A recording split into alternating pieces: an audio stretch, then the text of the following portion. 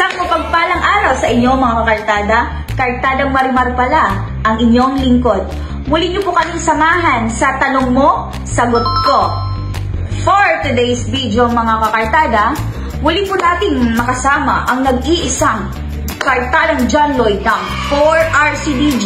Kartadang John Lloyd, meron na naman tayong sasagutin na tanong mula sa ating netizen.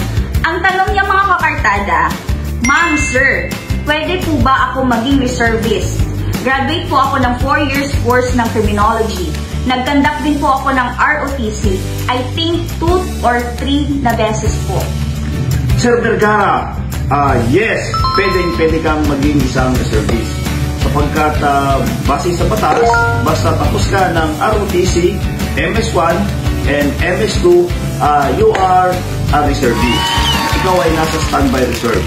So now, kung gusto mo maging active reservist, pumunta ka doon sa iyong school na pinag-aralan, kunin mo ang iyong enlistment order, then pag nakuha mo, proceed ka sa Community Defense Center. Bawat province ay may Community Defense Center.